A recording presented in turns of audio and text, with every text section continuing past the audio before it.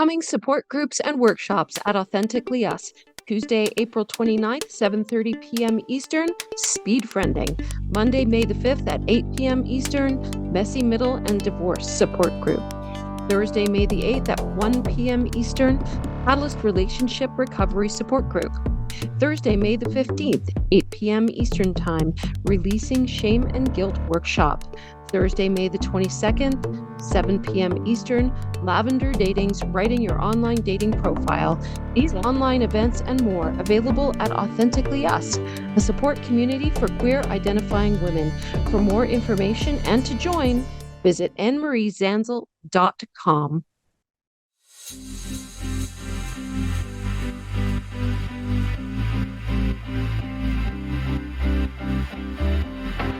Hey, queer friends and allies. Welcome to Season 6 of Coming Out and Beyond, LGBTQIA Stories. Here's your host, Anne-Marie Zanzal. Hello, and welcome back to another episode of Coming Out and Beyond. You have your two favorite LGBTQIA coaches here. My name is Anne-Marie Zanzal. And I am Barb Rowlandson. And we're so excited to have you here today. So let's first do a check-in. Barb, how are you doing? I am doing fantastic. Thank you for asking. How about yourself? I'm doing really good. We're busy. We have a lot of irons in the fire with Lotus Group Coaching and Authentically Us and Wing Women Weekend. We're planning another one in Providence. Wildly wish I could be there with you guys. I know Barb can't go with us this time, but she's going to be holding down the fort while I focus on the people in Provincetown. But Wing Women Weekend is going to be October 15th through 18th. We're in Provincetown, Massachusetts, and all the deets will be out very, very soon. So please follow me if you want to come with us. We had the best time of our lives last year. Oh my gosh. I can't remember this, if it was your first time in Provincetown or not. When we met. Tanya and I had gone a bunch of times. Yeah, but it was yours. But it was my first time. And oh my gosh, it was just like being in gay heaven. It really was. And it is so affirming to people. And we have heard from so many people that came last year. We had close to 40 people last year. Yeah. So many people that came last year said that it was a weekend that changed their lives. So totally. If you want to have your life totally changed or sort of changed, please join us for Wing Women Weekend. The details will be out soon. So today, we're going to discuss something that came up in our Lotus Group coaching the other day, and that is how to come out to my kids. So that is a very challenging topic for a lot of the women that we have. And I want people to listen to this podcast about how to tell your kids things, because a lot of times the women that are in our community have to do two things. They have to tell their kids they're gay, but we're going to go more into that. And they also have to often tell their children they're going to get divorced. And those two questions are so fraught. They surely are. It really, how things go is very dependent on the age of your children. Sometimes it depends on the number of kids you have. Do you tell everybody at once? Do you tell them one at a time? There's a lot of considerations that come with coming out to your children. So where do we begin? Right. So Barb and I, first of all, want to talk a little bit about our own experience of coming out to our kids, because both of us have done it. So my own experience is it's interesting because I had already came out to my two older children way before I started this process. Right. And it was something like, if dad and I don't stay together in the long, don't be surprised if I end up with a woman. So I had told them that. Now, Barb, being that they were older teenagers at the time, I don't know how much they actually paid attention to me. Well, I remember you saying that, they completely forgot. They completely gapped on this piece of information when you recalled it later. Yeah, they just didn't have any memory on it. I mean, I think I was dropping hints for a really, really long time, but they just, my kids were raised very progressively. So it was just sort of a blip to them. It wasn't like an earth-shattering thing that, their mom was gay. But I think also, too, being older teenagers who were in college, I think they were pretty centered on their own lives. Totally. And weren't really paying attention until things started to get real. And then my other two were my two younger ones. And that was harder because actually sat them down and had a conversation. My now ex husband was there, and both of them were really surprised. Mhm. I don't think I had shared, they're boys. I don't think, and they were also at the time like 19 and 12. I just had never talked about that part of myself with them at all. And what I found is they both were expecting different conversations. My ex and I used to take really nice vacations with the kids. So the older one thought we were going to talk about some wonderful place we were going from. And then this is a little heartbreaking because my 12-year-old, who doesn't realize biology and that I was 50 at the time, thought I was going to tell them we were having another baby. Wow. I know. Aw. So that was, that's even now that can make me feel like catch me. I mean, he just, I wasn't obviously going to have another baby, but he was 12 and he Yeah. doesn't, know those things. So they both took it well, but also too that they sort of absorbed the information. And then, like a lot of kids, they never really brought it up again until about 6 months later when their dad and I started the divorcing process. Right. Maybe didn't seem real for them until, Yeah, the divorce started to happen. Like, well, maybe just not giving it a lot of thought, or I need a time to process this, and then it became more real once an actual separation right. And my began to second child, who's non-binary, when I told them again, they were very flippant about it, and they were like, "Well, this just makes our family more interesting." And I'm like, but I was like, I don't think you realize that I don't think I can stay with your dad. I didn't say this to them, but in my head, I Right. was like, okay. And I just didn't say anything else. So it was Right. really challenging. I mean, it was really challenging, but like for me, the queer conversation was a lot less challenging than the divorce conversation. Mhm. Mhm. Yes. Yes, I could see how that could be. Yeah, Hmm. for sure. Hmm. And it Hmm. may be different for other families, Right. like, just depending on background, whether you're steeped in a really conservative faith tradition, what the, relationship between yourself and your husband is like, whether you're distanced with each other, like, it depends on a lot of different factors, I think. And I also think that sometimes children have these often idealized visions of what relationships are like between their Sure. parents. You Yeah. know, especially if like my ex and I were really good friends. We didn't have a lot of conflict. We had a lot of laughter. He's very funny. I like funny people. And so there was a lot of laughter and playfulness. So they didn't see any of the other stuff that was going on. Right.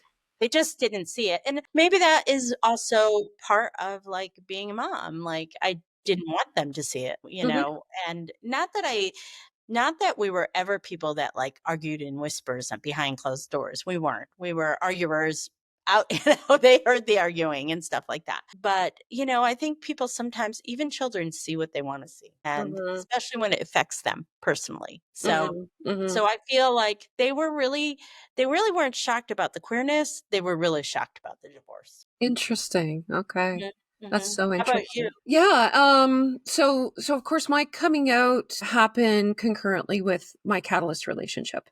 So that changed the dynamic a lot in comparison to your experience, where my queerness was very much tied to this one individual who I was had a relationship with.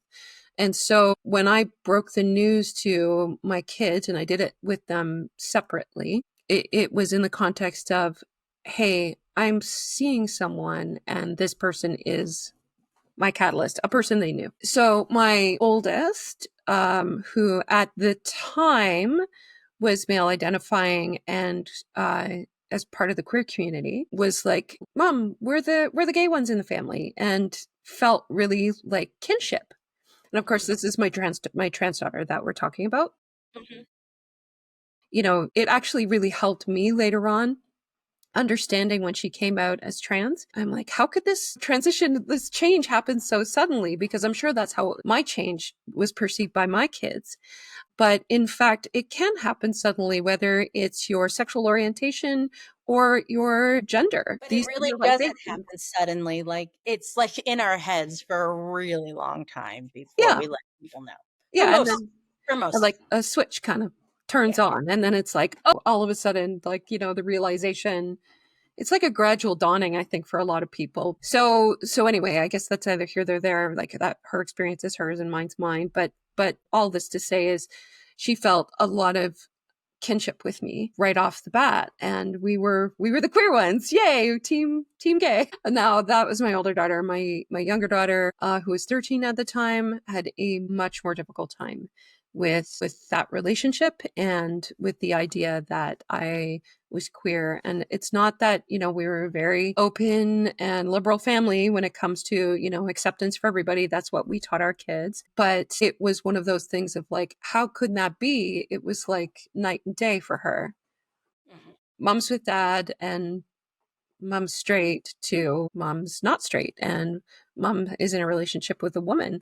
And I think a big part of that was her age. She was still pretty young and tender. It was that summer between grade 6 and 7, or 7 and 8, and she did not understand complexities of adult relationships at all.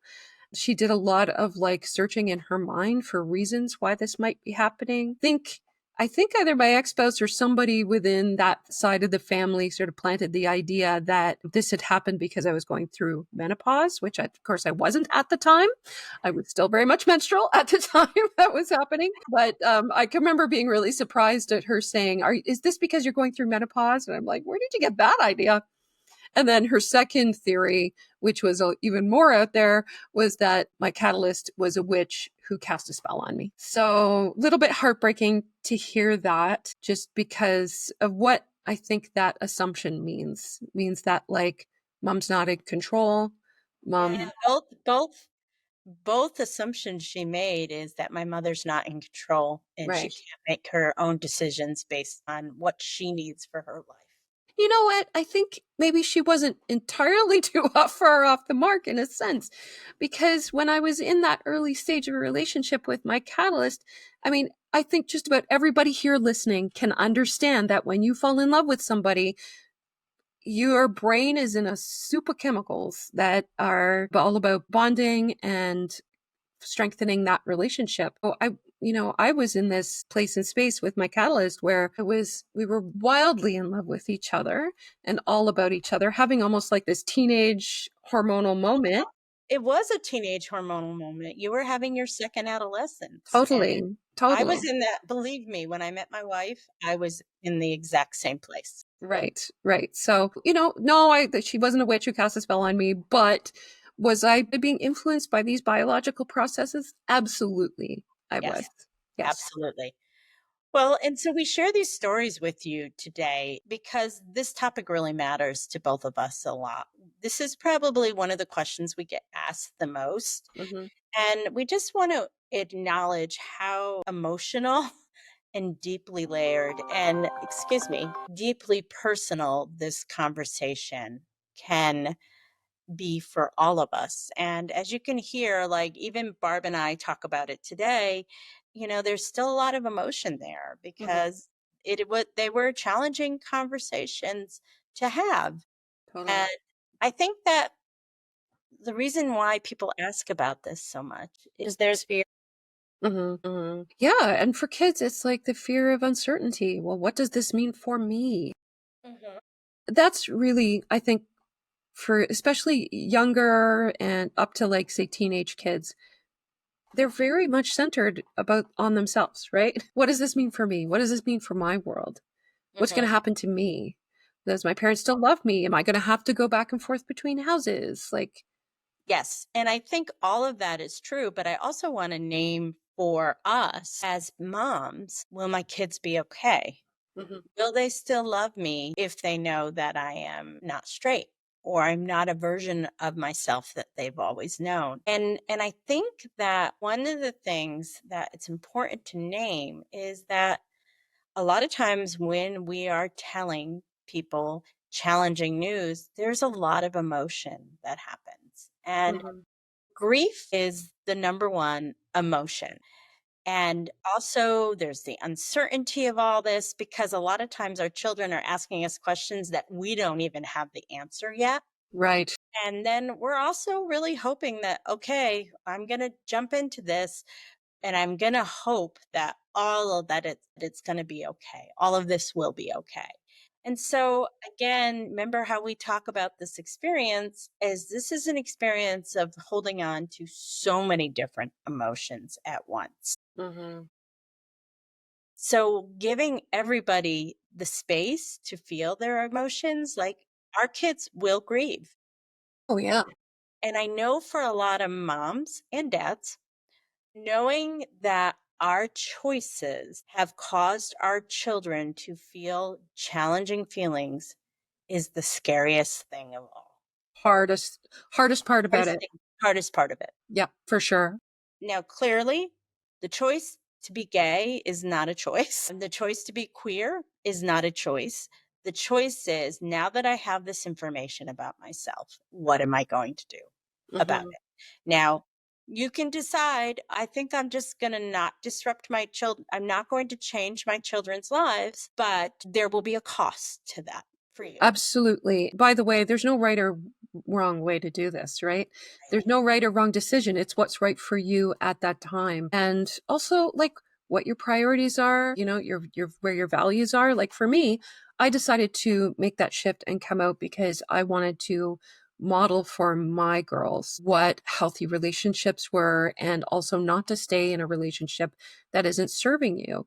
And I think we talk about children sort of just seeing what they want to see, but also children can be remarkably perceptive and see more than you think they see. Oh my goodness. I absolutely, all the both things are true. Totally, Yeah. totally true. Yeah, some kids can be oblivious, but others can be very, very perceptive. And some kids can be both of those things at different times. I know that, the way things that were going in my marriage, we were very, we lived like brother and sister, right? And there wasn't a lot of closeness and, just the way that an adult partnership, romantic Well, it's relationship should be. interesting. You've been writing those. Barb's been writing some emails about our catalyst relationships. So if you're not in our email list, get on it because they're Mhm, great emails. And I was like looking at some pictures of you and like looking at the joy of your face and like the flowers your catalyst sent you. And mhm. I'm like, I understand this so well. You were Oh, yeah. starved. Starved, parched. Starved for attention. Like I have pictures from my early relationship with Tanda, and there's a lot of flowers. Like Mhm. she sent me flowers for no reason, Yeah, yeah. and she didn't love bomb me. She wooed me. Mhm. And we can talk about love bombing some other time on this show. But I understand. You were starved. Totally. And for decades, really. Like, so I think, what I wanted to be able to show my kids was that if you're going to be in a relationship with somebody, be in relationship with somebody who demonstrably loves you, Right. Right. and so that was my motivation to leave. Now, for listeners, your motivation might be totally different. You might be very, very concerned about, your family being together until your kids reach a certain age, for example. And then that's the decision that is right for you. There's no formula for this. There's no right and wrong. Absolutely. And also to remember that this is a process. So we may talk to our kids about our queerness. We may talk to the kids about the divorce, but this is it's not a one and done conversation. And parents are often really surprised oftentimes when they come out that their child doesn't ask them any questions. But that can be really dependent on the child. That can be dependent on the culture in your family. It Mhm, also, they may not have any. They may be like, because children don't have the prejudices that, especially little ones, mhm, don't have the prejudices or the phobias that people do as they get older. Like they just don't. And Barb yeah, and I are often with the women coming out later in life. Like honestly, we're going to be very honest here. If mhm, you have a child 9 and under, 10 and under, it depends on the maturity of your child. those are the easiest people to come Those out are the to. easiest ones. Yeah. Yes, it absolutely is. Well, kids are very used to being told what to do Hmm. and, being instructed behavior wise, that sort of thing. They're being used to being told what, right? So if you just tell them, hey, mom's gay, or that means I'm gonna date girls now instead of guys. Okay. Yeah. Okay. And that's the really, so simple. Like, so with kids that are little, I think the most important conversation, especially if you're somebody who is divorcing, should be around your divorce. Now, should you come out in the divorce conversation? I'm a big believer, no, you should not, but people often do. And as Barb has said, this is your journey and you need to make the choices that you need for your life. But one of the reasons why I don't feel that it's helpful to come out at the same time as you're getting divorced, and a lot of times women get pressure from to come out Huge. because their spouses don't want to be responsible for the divorce. Exactly. So they need to pin it on something. Hmm. And some women are like, well, this is the only reason we are divorcing is because I'm gay. And I'm like, well, yes, but there was also something you were not getting in your marriage. And so that's why you went searching or you fell in love with somebody else. A lot of times husbands all of a sudden become saints and they're not. One of the things is I'm a big believer that you should separate that conversation because forever the divorce that you go through with your spouse will be tied to your sexuality. And it is the only reason why you guys got divorced. And we have found many times that most women, yes, the coming out part is the key or the linchpin, but they've often had challenging marriages for a very, very long time. Hmm. And so I'm a believer in not having the same conversation, like that these can be two different conversations. And so getting back to our little ones, if you have the divorce conversation with them, they will want to know, will I be taken care of? What will be happening? How are you going to do this? Will I get to see daddy and mommy all the time? All those questions like that. You may not have those answers for them at that point, but you have to assure them it'll be okay and you will figure that out. Hmm. But also too, regarding your sexuality with little kids, after you're divorced or maybe after you're separated, inevitably they will say, "Mommy, are you going to have a boyfriend again?" Right. You Right. know, and you can say something as simply, "No, mom's going to date girls right now." Hmm. So our coming out conversation with our little children doesn't have to be complicated. I also had a client once who's a psychologist, and she did this wonderful thing where she got out a box of crayons and she explained each crayon like the love that she felt for daddy. This color blue, let's say blue, was more like a friendship. But mommy needs to have red in her life. And red is romance and partnership in a way that daddy can't give it to me. So daddy will always be a blue crayon to me, but mommy needs to have it. And these were little kids. Mommy needs to have something more in her life. What do you feel about all this? So something I heard you say was, and I generally agree with you about keeping the conversation between coming out and divorce separate. However, I don't think we can underscore this enough because we see it so often in the population that we work with, is that women are pressured by their husbands to reveal both of those pieces of information together for the reasons that you described. They want to feel like they're not at fault, and they're often very angry at their wives. Well, and also too, sometimes they want to be a martyr. They want to be a martyr. Yep, absolutely. And they put an unbelievable amount of pressure on their I wives. had a client that just went through that. Like she had no desire to do that, and her husband gave her. She ended up doing it just Oh because. yeah. And Yeah. and she kind of just went, never mind, screw it. I'm just going to do it because I'm tired of having this argument. And how many women can identify with that feeling of, I'm just so tired of being browbeaten that I'm going to concede. And sisters, this is where I hope you can lean into your community of women who support you, because I think so often, not just in this area of our lives, but in so many areas of our lives, that we give up control, or we just say, screw it, I'm too tired to deal with this. This is too hard to deal with it. I'm just going to go along with what he wants because he's making life so difficult. If that's the case, I mean, obviously you're going to make a choice that's best for you, but it breaks my heart every time I see it happen, right? Because I really do feel like when it comes to coming out, the person who should be doing it is the person, like, it should be you. And I know a lot of the women who we worked with have also felt a lot of fear about, control of the narrative and having other people out them before they're ready. So they're worried about their kids going to grandma's house, for example, and hearing grandma and grandpa talk about it, or from some other source. And they're like, well, if I don't tell my kids now, then my husband's already outed me to his family. So someone's going to mention it. Someone's going to mention it. And now you're between a rock and a hard place, and you have to make this hard choice to come out right now. If that's happened to you, I'm so sorry. It's so unfair, and that shouldn't be. What advice would you have for women who are in that situation, Emery? Well, I agree. That's such a sticky situation because because we get tired and we don't want to fight about it anymore. But then it also has sometimes implications, long-term implications on our relationships with our children. Mm-hmm. So my advice is to hold the boundary as best you can. And if you cannot do it, maybe make some, like, so for example, a lot of times, husbands want to be in on this conversation about coming out to your kids. And sometimes, if you have a good relationship with your husband, it's perfectly appropriate. But sometimes it's not. Mm-hmm.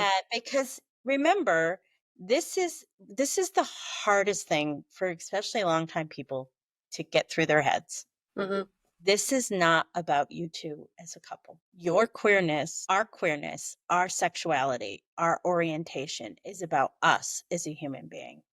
So if your husband is giving you such a hard time, say, okay, but I'm going to tell the children by myself. Mm-hmm. And so maybe you can reach some sort of agreement with that. Mm-hmm. And you mentioned too about people worrying, and so about like people finding out. So let's talk about our next age group. So that 0 to 9, that can be, depending on the maturity of the child, it can go up to 12. So Mm-hmm. between 10 and college age, let's talk about them Mm-hmm. because that's the hardest one generally.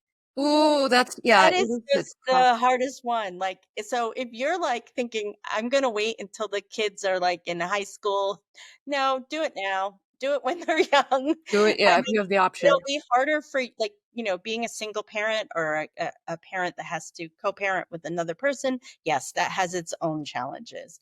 But when your kids are high school age, college age, that's just a hard conversation to have.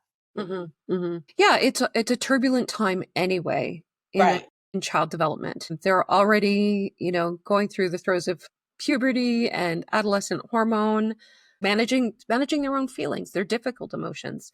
And this is a period of their development when they're learning how to manage their difficult emotions and govern their behavior.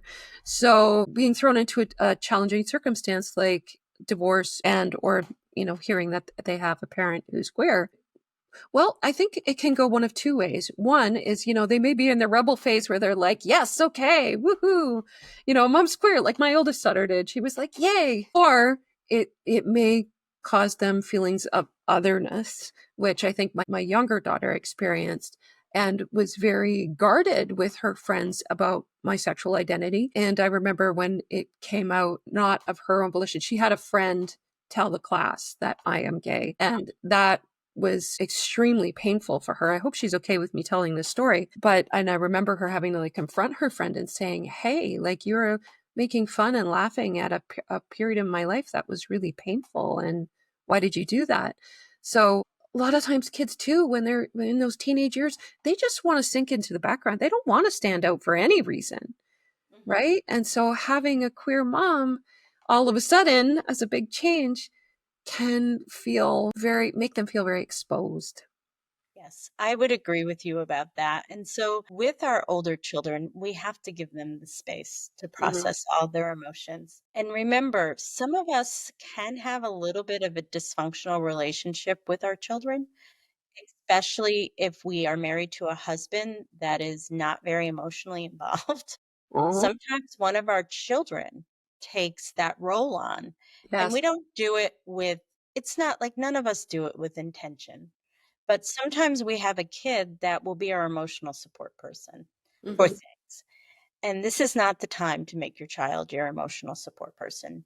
Go find your community, go find support with Barb and I, or Authentically Us, or Lotus Group Coaching, or all the other people that do this work out there, Hmm. because that's what you need. You need to have somebody who understands all these things. So if you have a relationship with one of your children where you're super close, but really it's sort of has gone into like where they emotionally support you through things Yeah. because your husband is not there, Yeah. then this is the time to like set up some boundaries. They cannot be your person to process all these things with, because children need their own space to Hmm. process.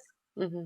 Need, especially once you have the divorce conversation with them, they need to have their own space to grieve what they thought their family was and what they thought their family was going to be. Just like us, Hmm. when we're grieving this process, we're grieving our past, but we're also grieving our future. Hmm. Because we thought we were going to roll into our 40s, 50s, 60s and have this very established life, and all of a sudden things have changed. Hmm. So, giving our children chances to grieve, giving them the support they need. Hmm. And I'm also going to really advise, like my youngest son, who actually did the best with everything, who he was the 12-year-old at the time. We found him somebody right away. I mean, he had Yeah. somebody to talk to. It was a professional psychologist. Now, we are very lucky and very fortunate to have the resources to find somebody. And we also understand that everybody has those resources. But my advice is that you tell the person exactly what's going on, and also to make sure that they are very queer friendly, LGBTQ friendly, Hmm. that they're very supportive of the queer community, and ask some really good questions about that. Like, are you supportive of the queer community? Have you ever worked with anybody Hmm. that moms or dads are coming out? What type of advice would you give them? Like all those things like that, because this is a person that will be influential for your child. So Hmm. you need to make sure that they are the safest person. And I do think his name was Doug. I do think Doug really helped my youngest son to really get through that time. And he saw him until he went away to college. So it Hmm. was like for 5 years, not, every other week. I mean, he had to go through a lot. There was a lot of Sure. change that he had. So Sure. if you have the resources, finding somebody for your child to talk to that's not you or your husband or a Yes. relative. Yes. Yes, definitely. And can't emphasize this enough. Get the resources for yourself as well. I think it's such an important point you bring up about not parentifying your kid, is it Hmm. really does deprive them the opportunity to do all those things that you've described, but also it can establish a pattern of caretaking and putting a burden of caretaking on them when they're children. Hmm. And that can create a really harmful pattern that they can carry forward into their lives. So you get your help and get them some help and make sure that you're not overly disclosing. Hmm. So now let's talk about our big kids. Oh boy. Now, you said that the teenagers were the most difficult. I don't know because these adult kids. Yeah, you're all right. Yes, in the first place, when you have older children, when you Hmm. have kids 22 plus who are established in their own lives, Yeah. that are maybe married, they may be married to somebody who is very anti LGBTQ. What do we do with them? Boy. Yeah. I do think that they could definitely be tied for the most challenging because they've already had a lifetime of experiences with you. And they've already formed all their ideas of what they have an idea of adult relationships. They have a long-standing history and understanding of what their family of origin is about. And they may feel really blindsided by this information? Like, how did I not see it coming? Well, I got news for you, kid. I didn't see it coming either. Well, yes, and also too, a lot of times when they're older, they're very aware of the dynamics of the relationship between you and your hot spouse. Sometimes they prayed in bed at night that you two would get divorced so you'd Mhm. stop arguing. So a lot of times adult children are like, "Why now? Why couldn't you have done this 15 years ago?" Right? Because it's really hard growing up with you guys fighting all the time. Now that was not my experience, but for some people it is. And so a lot of times older children can take and older children, we mean grown ass adults for Yeah. 20, they can be really challenging and rigid. So if you get a very challenging older child, what should you do? And I don't let know. me Write them out of the will. You have just witnessed me go through my estrangement with my second child. Yes. So Yeah. you witnessed that whole 2 years, and, last yesterday was Mother's Day. We're taping this the day after Mother's Day, and Mhm. on the call, they were there. They Mhm. were there again. They're back in my lives again. Things have changed, especially emotionally for me, Mhm. and I love them. I will always love them. I'm not gonna tell them that they can't be in my life or anything like Mhm. that. I'm gonna advise you to go and listen back to some of the episodes where I talk about this because Mhm. it was a really hard and painful thing. Mhm. Um, and there were a lot of influences that were happening at the same time and also in their own life, which I know about and I can't share because it's personal. Mhm. But the thing is that I want you to know that whether you're gay or not, 30% of all people are estranged to their parents these days. Yeah. That is very, very true. I heard a statistic that it's like 30% with fathers and 10% with mothers. I mean, it is pretty high. And I do think there's a lot of bad therapy going out there where people are not going to therapy and they're listening to influencers that they're diagnosing their mom or dad with something that may not that's not their mom or dad, but they've Right. heard it on social. And there's also a culture where it's a little bit more accepting now to cut off your parents. Mhm. Mhm. And I'm just going to say it, when Barb and I were growing up, that was not acceptable unless your parent was like an abuser, Yeah. you Yeah. and a serial abuser, like still Right. to abuse you in your adulthood. You know? Right. Right. One of the things that I observed, because I've been working with you for years now, and I've observed you go through this whole process, is during that very challenging period, you decided how you would let yourself be treated. And you Mhm, held a boundary. And mhm. I think that must have been like standing outside in a windstorm, just bracing yourself against the wind and holding space there until it subsided. And like you were hanging on, girl, you were hanging on. But Yeah, you I was. also decided that you were not going to be treated badly by anyone. And by anyone, that includes your child. A child. And what I learned from that is that even though I was estranged from that child, I'm still gonna be happy. I'm still gonna Mhm. enjoy all my other children.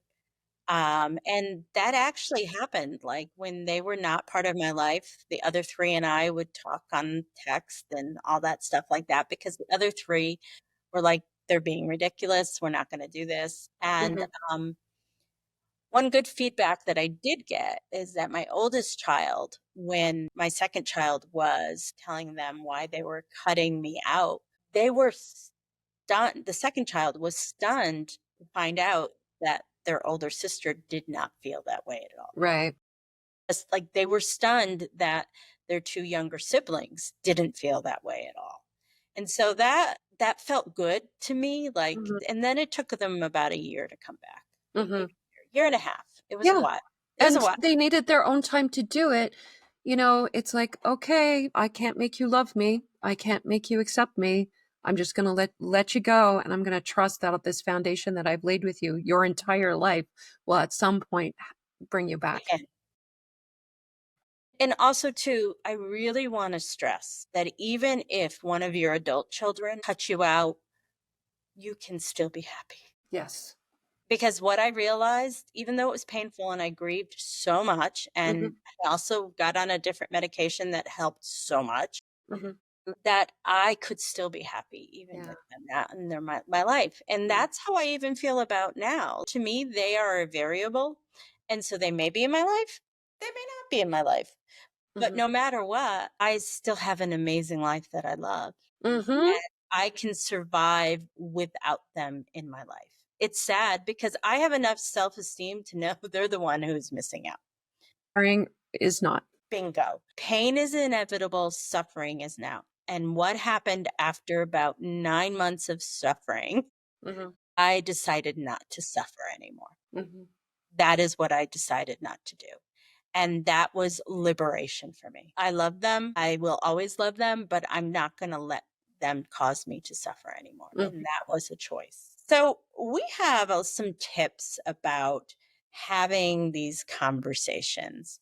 So Barb knows this is my first tip I'm going to give. Use I statements. We always do that in our support groups. We always say, always talk from the experience of I, because when we say you or we or, Mhm. because I lets people not be defensive.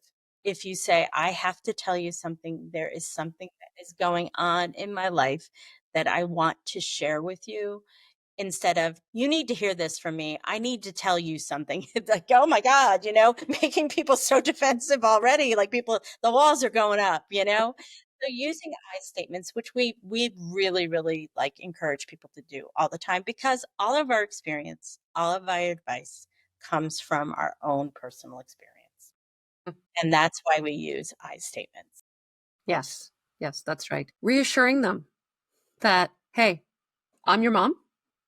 I'm always going to be your mom, no matter what. I'm always going to love you, no matter what. And that's something that's maybe this has changed about me, but how I feel for you and my relationship with you is something that will never change. Allow questions and a time for them to process. Give them space. For me, I don't know about you, Barb, but a lot of times my questions come up after I've had a couple of days to process. I am not somebody that's a quick questioner on the fly. I have to think about things for a while. So Mhm. allow our kids time to process, even if they're little. And also ending the conversation is, I'm going to give you plenty of time to process this. If you've got any questions, let me know. I'm here for you. And I will do my best to answer them. Yeah, and accept that whatever they're going to do it at their own pace and they're going to have a whole range of different feelings. Mhm. And their feelings aren't wrong, no matter what they are. So be prepared to accept them in their feelings. And the stronger you can be to hold them in their feelings, the more secure they're going to feel and the better the outcome. And also, like, think about where you want to tell them. Like, make sure it's in a quiet, private space if possible. Mhm. Don't take the family out to dinner and tell them in the middle of a restaurant. Oh no, Dad, don't do it over Christmas dinner with the family. And also decide also too that you may have to tell your children at different times, just depending on logistics. So if person isn't possible, choose the next best option. I love video calls or Zoom calls because then you can see people's faces. And a Mhm. lot of times, like, you can see a lot of emotions in people's faces that they may not be expressed. Mhm. A phone call can work, but I'm going to come down on, try to do it when you can see their face. A phone call, and definitely not a text. So much can get lost in a text. Nuance can get lost in a text. As we know, most millennials and Gen Zers won't answer our texts. So make sure that I would not text my kids any of this information. And then prepare yourself. What can you do to prepare yourself? Well, anything you can do to ground yourself in your body. You may be feeling some anxiety as you go into this. I'm almost guaranteed you'll be feeling anxiety as you go into this conversation. So anything that can get you to feel grounded. Maybe it's breathing exercises. Maybe it's meditation. Maybe it's journaling. Maybe it's going for a walk and getting some of that nervous energy out. Anything that can help you feel more grounded in your body, that creates a good starting place for having that conversation. And don't be afraid of silence. If nothing is said for a while, a lot of times we feel like we have to rush in and start talking. Can you sit in the silence for a while? Because Mhm. people may need time to react or process. And this is going to be really tough for a lot of our moms and dads out there to hear, but you don't need to fix their pain. Honestly, you can't fix their pain. Just stay present and open to this. Mhm. I know this might be hard to take in, and or I'm here to talk about it. And I know that's hard for a lot of us, but Mhm. not being afraid of silence and not jumping in to fix it. That's right. This is one of many challenges that they will experience in their lifetime, and learning to cope with their own feelings is a part of building resilience. We can't bubble wrap our children, and they're going to hear things that are maybe difficult to hear, and it's okay. It's not going to kill them. They'll be okay. They will survive this conversation. And I also know that when we get really nervous, I don't know if that happens to you or when you don't get the feedback that you're expecting, I go into over justifying and over explaining. Do you do that? Mm, I don't do that so much anymore. But I used to. I would be like, if there was uncomfortable silence or people mhm. were starting to ask questions, I would have to justify why I was doing things. Sure, your mouth goes faster than your brain sometimes, right? And it's like, Absolutely. yeah, yeah, Yeah. I get that. And I don't think you're the only person who experiences that. I think, when we're feeling nervousness and are really anxious going into the conversation, sometimes it just comes out like a verbal blah. Yeah, a word vomit, Yeah, right? exactly. But yes, leaving space is not a bad thing. Just like you were saying earlier, leaving a little bit of space for them to just hear what you had to say, and not filling that space with your thoughts, but allowing them a minute or two just to process, and then maybe ask you questions or tell you how they're feeling. I know that can feel very anxiety provoking, especially when you have challenging news to deliver. However, I think it's also validating for them. Mhm. Yes, I agree. Yeah, and also too, if you happen to come across a child, whether they're 5 or 55, sometimes people have a hard time accepting things. Mhm. So even if your child might say to you, "Mom, you're not gay," or "Dad, you're not gay," or "You can't get divorced," or "What are you doing? This is wrong." Mhm. We have to learn to trust our truth. Mhm. So, and you know what? Our truth is valid even if it's hard for someone else to accept. This is Let me it. say to you again, our truth is valid even if it's hard for someone else to accept. And that really goes right to one of the issues that we deal with in the later in life community is our tendency to be people pleasers. So when we are telling our truth and someone is having a hard time accepting us, it is really hard for us not to go into people pleasing mode. And so trusting ourselves, trusting our truth is really, really important. And also too, we can reassure folks that especially our children.